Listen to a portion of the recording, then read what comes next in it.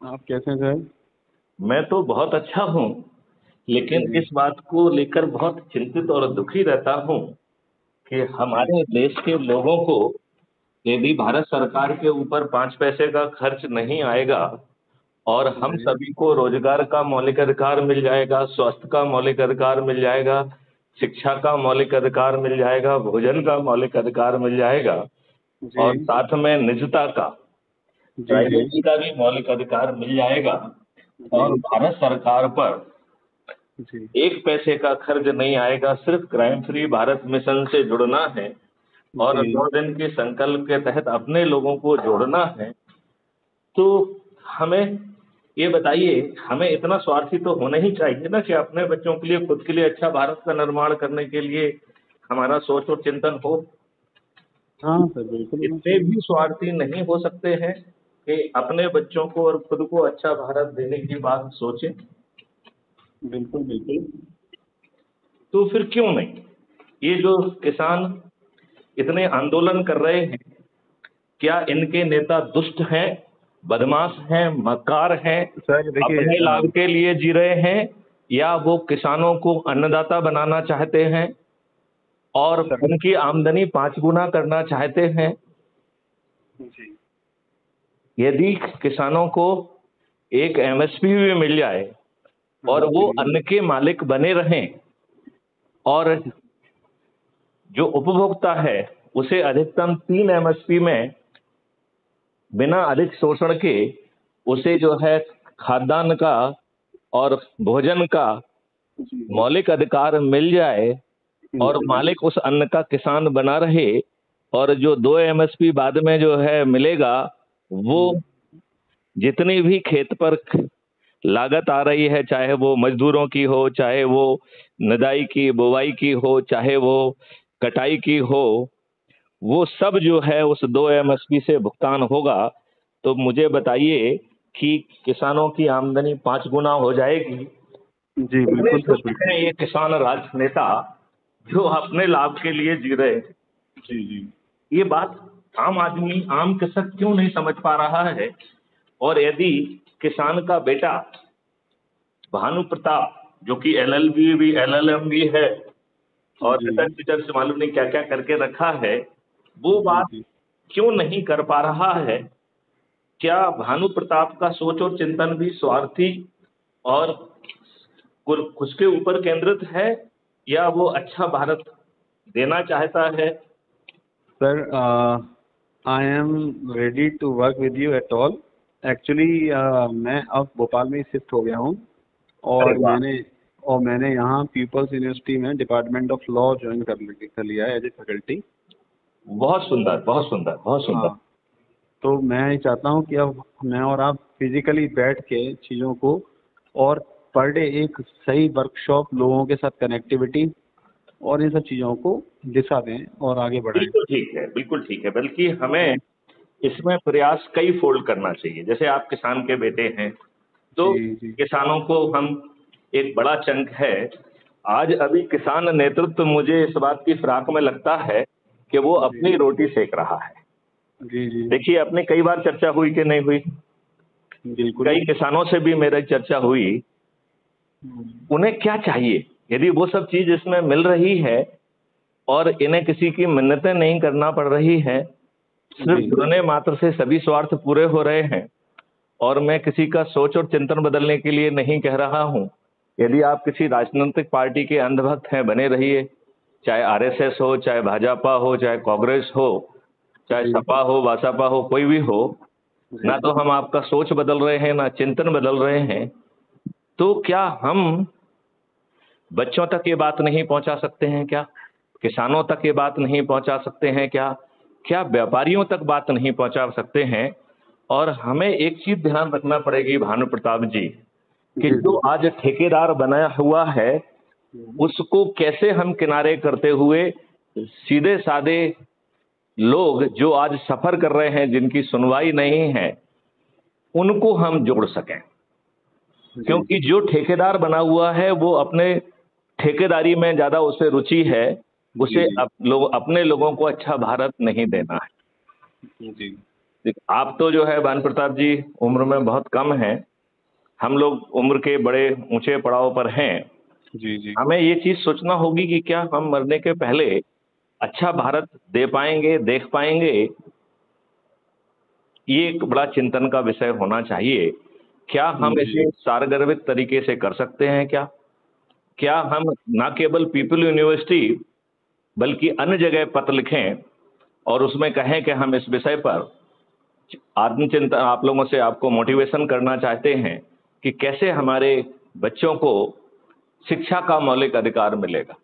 जी भारत का सबसे गरीब बच्चा, जिसके पिता के खीसे में जो है ना पैसा नहीं है, खाने के लिए भी नहीं है, वो व्यक्ति बिना पिता की आय पर सीमित हुए उसे अपने डेबिट अकाउंट से ही शिक्षा का पूरा जो है ना भार मिल जाएगा, और उसे जो है बेस्ट टू जी बेस्ट एजुकेशन जो अमीर से अमीर व्यक्ति पाता है वो उसे मिल सकेगी, यदि उसमें काबिलियत है तो। राइट। जी और बिल्कुल बिल्कुल। उसमें शिक्षा के दौरान ही वो सामर्थ्य भी पैदा कर दी जाएगी कि जो उसके डेबिट अकाउंट से पैसा खर्च हो रहा है वो उसकी उस समय की फिजिकल एक्टिविटी, उस समय की सोच, उस समय की मानसिक विकास को ध्यान में रखते हुए क्या हम उसको अर्थ अर्जन की भी सामर्थ्य पैदा कर सकें, जिससे उसे अपने डेबिट अकाउंट से जब उसे रोजगार मिलेगा, जब नौकरी मिलेगी तब पे करेगा, उस स्थिति से भी बाहर आ सकेगा। संभवतः जब वो एम्प्लॉयमेंट में प्रवेश कर रहा होगा उसके ऊपर आर्थिक भार उसकी शिक्षा का नहीं बचेगा, बल्कि हो सकता है कुछ सेविंग ही हो। जी क्या सोच है, क्या चिंतन है आपका? नहीं, बिल्कुल सही है। तो क्या आप इसकी एक रणनीति बना सकते हैं?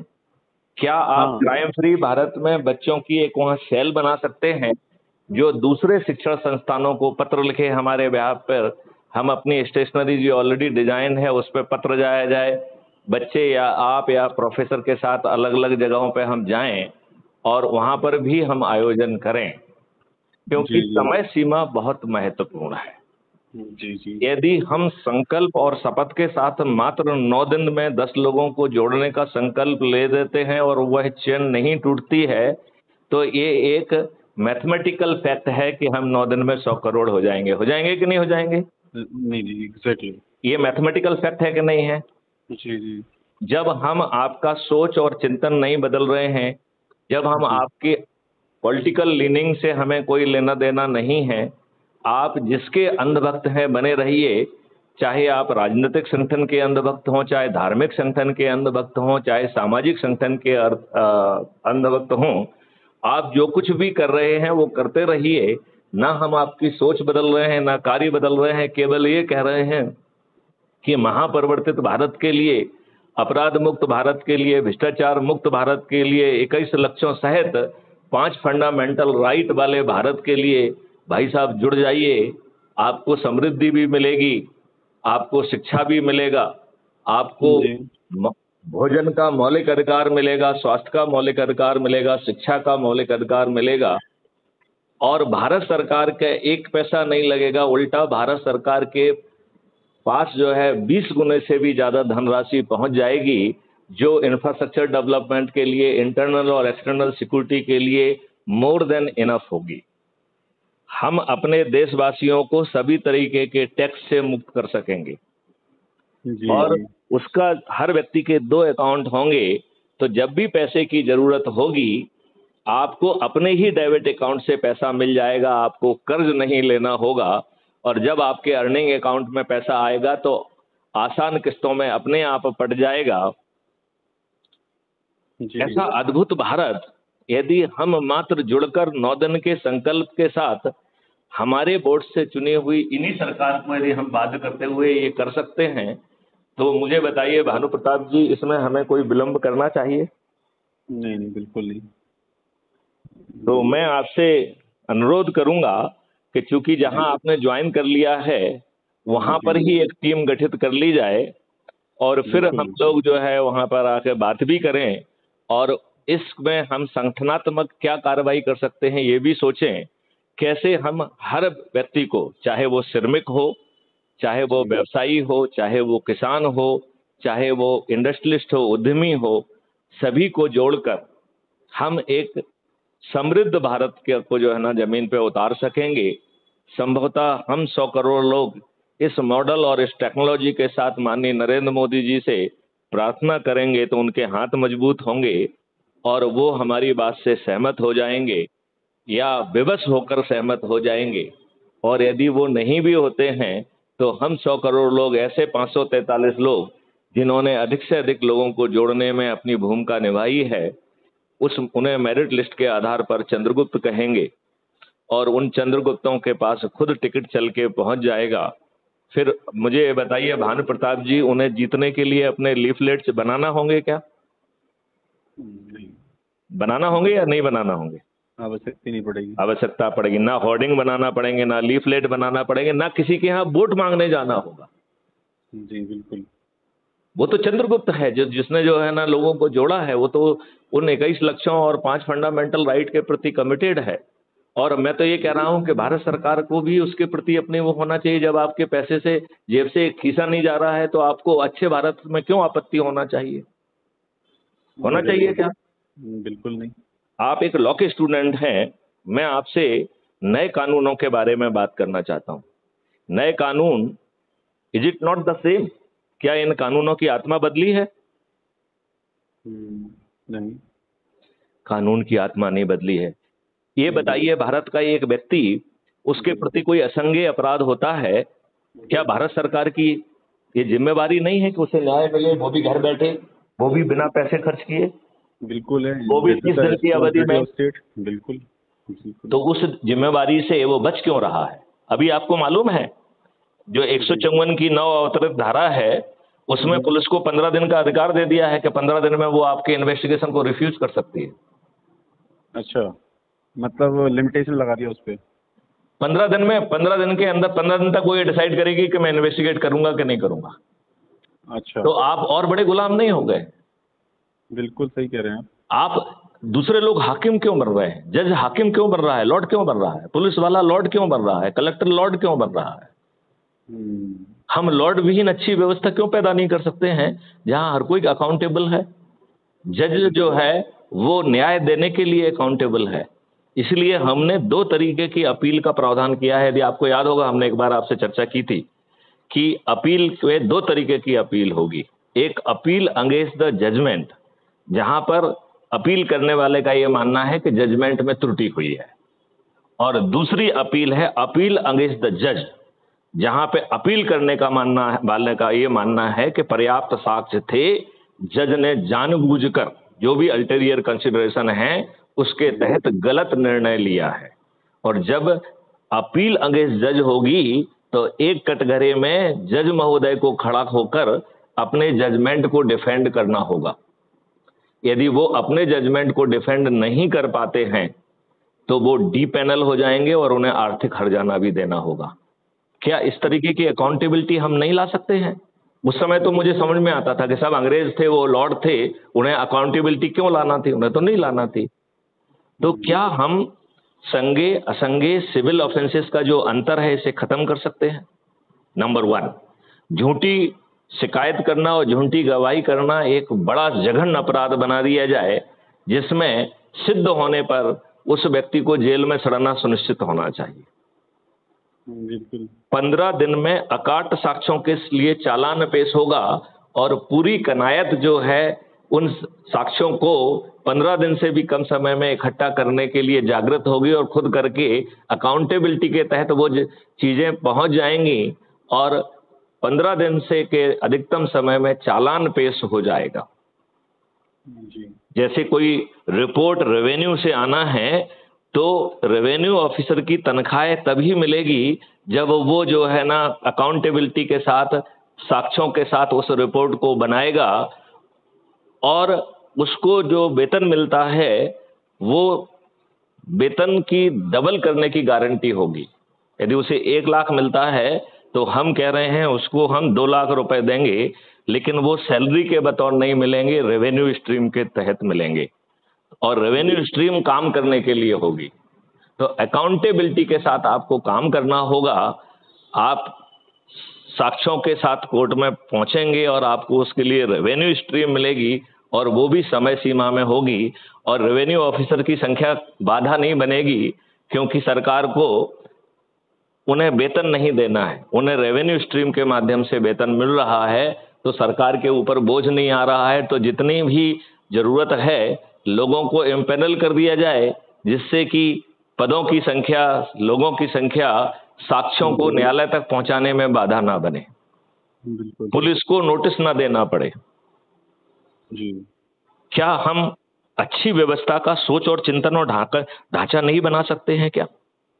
बिल्कुल सर, बिल्कुल। हम कितने मूर्ख हैं भानु प्रताप जी कि हमने अपने देशवासियों के ऊपर 77 सालों के बाद भी वही नियम कानून और उसी आत्मा के नियम कानून थोप के रखे हैं जो भारतीयों को अपमानित करने के लिए, उत्पीड़ित करने के लिए, शोषित करने के लिए और पेचीदी प्रक्रिया के तहत उलझा कर रखकर न्याय से वंचित रखने के लिए और आपकी कमर तोड़ने के लिए बनाई गई थी। ऐसी न्याय प्रक्रिया 77 साल के बाद भी क्यों छुपी हुई है? और ये जो अभी नए 3 कानून बने हैं उसमें आत्मा का परिवर्तन क्यों नहीं किया गया है? व्यवस्था का परिवर्तन क्यों नहीं किया गया है? संज्ञेय असंज्ञेय और सिविल ऑफेंसेस का जो अंतर है वो खत्म क्यों नहीं किया गया है? लोगों को अपनी रिपोर्ट लिखाने के लिए पुलिस तक जाने की क्या जरूरत है? वॉलंटियर जो है ना ऐप लेके जो है सामने वाले के घर पहुंच जाएगा, वहां पर वो एफआईआर भी दर्ज कर देगा और जो साक्ष्य वो इकट्ठा कर सकता है वो भी इकट्ठा कर देगा, और आपकी फिजिकल इंजरी और सीन ऑफ क्राइम का वो एक चक्षुदर्शी गवाह भी होगा। तो ना केवल एफआईआर बल्कि हमने एविडेंस बेस को हम क्रिएट कर पाएंगे। जी जी। तो आप कानून के विद्यार्थी हैं, आप इस नई व्यवस्था में क्या एक सारगर्भित व्यवस्था में अपनी भूमिका निभाना चाहेंगे? नहीं, श्योर। तो पहले तो मैं ये कहूंगा कि आप अपने साथियों से क्या अपील करना चाहते हैं उसे अपील करिए, और फिर जो है मैं चाहूंगा कि आप जो है उसका एक खाका बनाइए कि आपकी भूमिका किस किस तरह आप करेंगे और आप अपनी वर्तमान व्यवस्थाओं के बीच में कहाँ समय निकाल के क्या क्या कर पाएंगे। क्या जैसे बहुत सारे यूनिवर्सिटीज में बहुत सारे अपन सेल गठित कर देते हैं, क्या हम छोटी छोटी सेल गठित कर दें जो इस संदेश को जन जन तक पहुंचाने में हमारी मदद करे?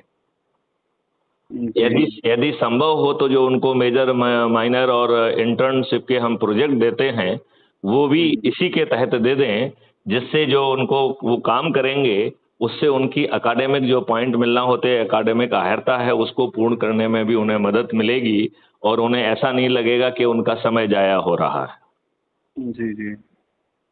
तो इस पे सोचिए और पहले तो आप क्या संदेश देना चाहते हैं, क्योंकि आपको मालूम है कि हमारी हर वार्ता रिकॉर्डेड होती है और हम उसे crime free Bharat mission YouTube पर अपलोड करते हैं, और उसके पीछे सोच और चिंतन बड़ा साधारण है कि ये एक ऊर्जा है। यदि हमारे जीवन काल में भी ये जमीन पर नहीं उतर पाई तो हमारे जीवन काल के बाद भी वो ऊर्जा जिंदा रहेगी, वो ख्याल और सोच और चिंतन जिंदा रहेगा और ये निश्चित तौर पर जमीन पर उतरेगा। तभी ये सोच और चिंतन बिना जो है ना डरे, बिना सहमे, बिना घबराए, बिना रिजल्ट की चिंता करे डटा हुआ है कि नहीं डटा है? बताओ मैथिली शरण गुप्त की को क्या पड़ी है ये सब करने की? बिल्कुल, आप अकेले बहुत बड़ा मतलब प्रयास कर रहे हैं देश के अंदर रिफॉर्म करने के लिए, और एक ऐसा मॉडल दे रहे हैं जिसमें लोगों के का पैसा खर्च नहीं हो रहा है, उन्हें जुलूस नहीं निकालना है, उन्हें धन नहीं देना है, उन्हें किसी जंतर मंतर पे नहीं जाना है, उन्हें कलेक्टर, एसपी, मंत्री, मुख्यमंत्री, प्रधानमंत्री को ज्ञापन नहीं देना है, उन्हें किसी कोर्ट कचहरी, हाई कोर्ट, सुप्रीम कोर्ट में जो है ना पिटीशन नहीं लगाना है, जंतर मंतर पे धरना नहीं देना है। फिर भी क्या हम इतने स्वार्थी नहीं हो सकते हैं कि हम अपने बच्चों को अच्छा भारत देने के लिए कुछ नहीं तो आजमा कर देख लें, जुड़कर देख लें? बिल्कुल बिल्कुल। तो एक अपील आप कर दीजिए। हाँ, आज के वार्तालाप के बाद में ये निष्कर्ष है मेरे जो खुद के पर्सनल व्यूज के हिसाब से कि ये एक बहुत ही रेवोल्यूशनरी प्रयास है सर का, और जिन लोगों तक ये मैसेज जाएगा वो सभी लोगों से मैं अपील करना चाहूँगा कि सर के प्रयास में सभी लोग अपना योगदान देने के लिए आगे आएं, जिससे कि देश के अंदर जो व्यवस्थाएं हैं, जो स्वतंत्रता से लेकर आज तक डेमोक्रेसी के आने के बाद भी हम उस चीज़ को एक्चुअल लाइफ में कभी एक्सपीरियंस नहीं कर पाए जो होना चाहिए, तो उसको एक्चुअल लाइफ में आप देख सकें, देश में परिवर्तन ला सकें। जो परिवर्तन आवश्यक है, सभी के फंडामेंटल राइट्स जो आपको संविधान में मिले हैं वो एक्चुअल में इंश्योर हो सकें सभी के लिए। आपके अधिकारों का, आपके आगे बढ़ने का, सभी का जो पर्सपेक्टिव है वो एक्चुअल में आपके जीवन में हो सके, तो इसके लिए सभी लोग आगे आएं और सर की इस मुहिम में अपना योगदान दें। जैसे हम लोग ये क्लेम कर रहे हैं कि भारत सरकार के ऊपर एक पैसे का खर्च नहीं आएगा और जी हम जो है रोजगार का मौलिक अधिकार दे पाएंगे, जी राइट? जी तो वो कैसे संभव होगा? और उसमें हम कह रहे हैं कि हम लोगों को शिक्षा देंगे, हुनर देंगे, टूल्स देंगे, ट्रेनिंग देंगे, टीम बनाएंगे और बैक एंड इंजन ढेर सारी कंपनियां होंगी जो राष्ट्रीय संपदा निर्माण के प्रोजेक्ट बना के रखेंगी। और जितनी राष्ट्रीय संपदा जो है यह गारंटी और फंडामेंटल राइट टू एम्प्लॉयमेंट के तहत जनरेट होगी, उतना धन का निर्माण होगा जिसको हमने नाम दिया है भारत विकास निधि। और एक भारत विकास निधि 1.1 रुपए के बराबर होगी। तो मैं आपसे जानना चाहता हूं, क्या हमें रोजगार का मौलिक अधिकार देने के लिए, जी भोजन का मौलिक अधिकार देने के लिए, स्वास्थ्य का मौलिक अधिकार देने के लिए और अ, शिक्षा का मौलिक अधिकार देने के लिए और निजता का मौलिक अधिकार देने के लिए भारत सरकार से 5 पैसे खर्च नहीं कराना होगा, उल्टा भारत सरकार को जो है ना धन की वर्षा होगी। और बहुत बड़ा धन जो है वो हमारे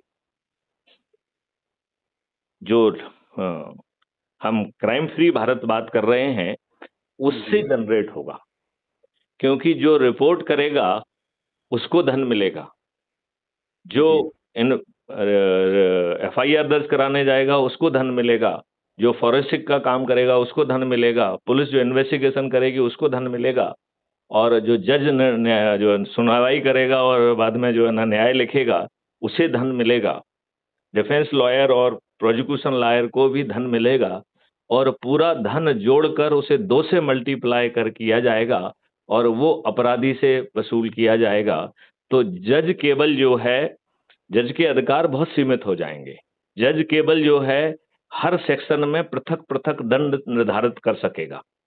जो अर्थदंड है वो कैलकुलेटेड रहेगा, जितना आप धन बांट देंगे उससे 2 से मल्टीप्लाई करके वसूल होना है। लिहाजा जज को जो है ना वो उसकी अर्थदंड देने की पात्रता नहीं रहेगी। अर्थदंड विल बी कैलकुलेटेड, राइट? जी अब ये जो दुगना हो रहा है, तो एक एक पार्ट तो आपने खर्च कर दिया, बचा हुआ पैसा भारत सरकार के ऊपर पास आएगा और वो भी संज्ञेय, असंज्ञेय और सिविल ऑफेंसेस से आएगा। तो भारत सरकार की आमदनी कम से कम 10 गुना तो आज की तुलना में हो ही जाएगी। हो जाएगी कि नहीं हो जाएगी? बिल्कुल कम से कम 10 गुना, ज्यादा भी हो सकती है। और जी जब इतना पैसा आ जाएगा तो आप बताइए, आपसे टैक्स क्यों लेना चाहिए? यदि आप टैक्स मुक्त भारत रहेगा तो आपकी जिंदगी कितनी आसान होगी।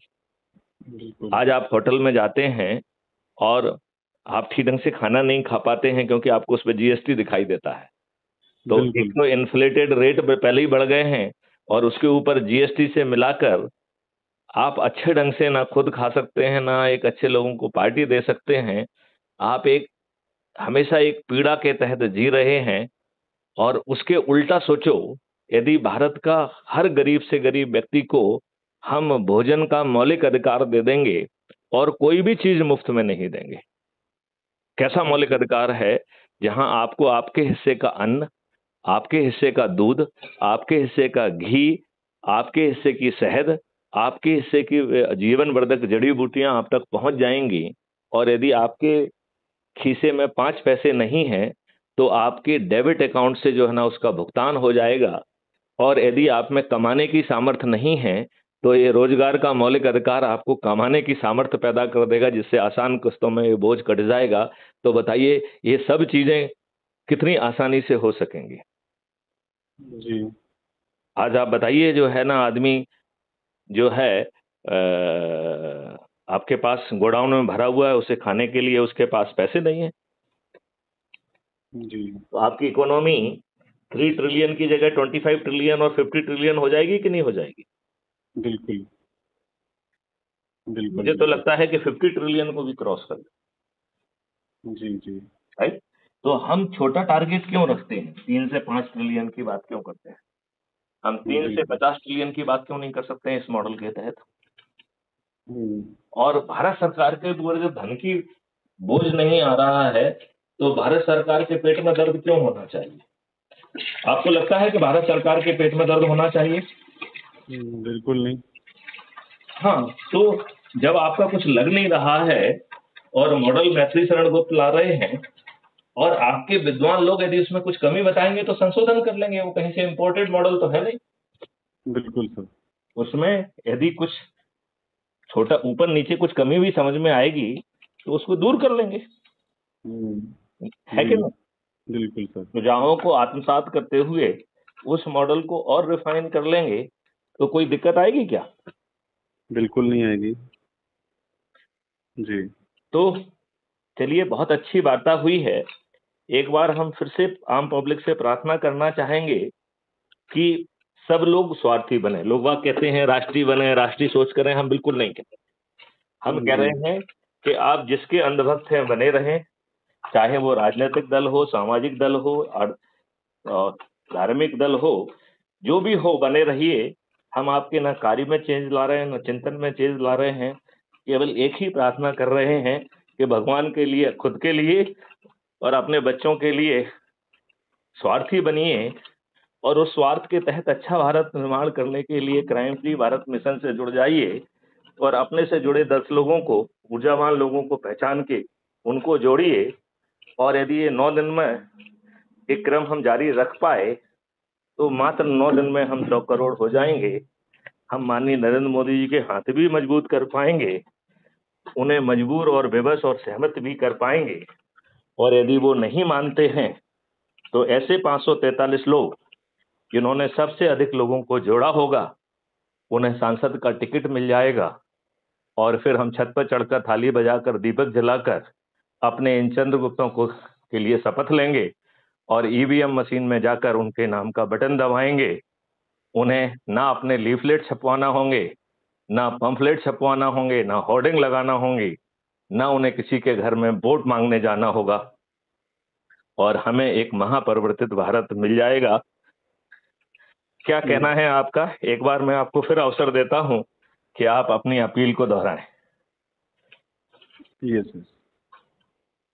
आपकी जो अपील है, जी चर्चा के दौरान जो आपके विचार बने हैं, जी। उसे शब्दों में ढालते हुए आप आम पब्लिक से क्या अपील करना चाहेंगे।